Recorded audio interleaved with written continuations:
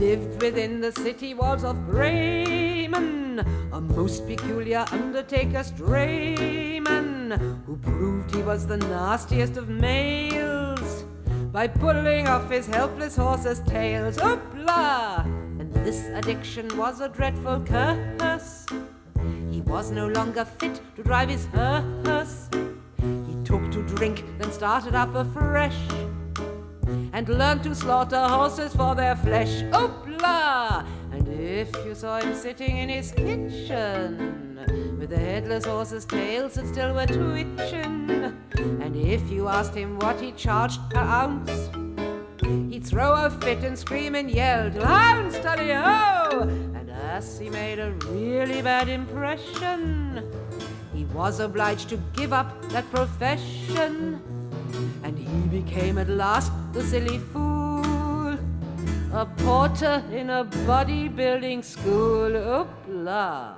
And there he learned to lead a life monastic amongst the implements of high gymnastic, until one night he fell down roaring drunk next to the wooden horse and other junk. Hoopla!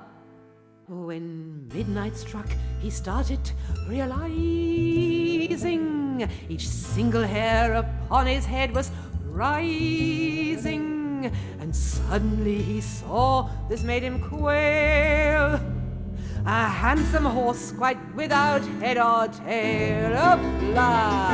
And very soon the phantom nag's proportion had undergone a curious distortion. It grew gigantic, fabulous and fat, until it stopped quite suddenly, like that. Hoopla!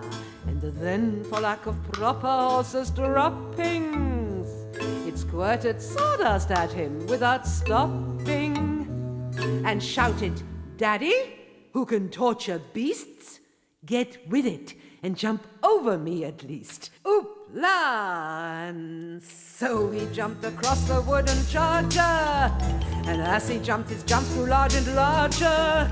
He fell and jumped and fell in tears. It seemed that he was doing it for years. Hoopla! Hoopla! Hoopla! Hoopla! Hoopla! Hoopla! When morning broke, the time came to release him. The phantom horse at last broke down beneath him. He woke and swore he'd stop this nightly boozing, but found, while sweat from every pore was oozing, that on his chin, so carefully shaved of coarse hair, there sprouted an enormous beard of horsehair.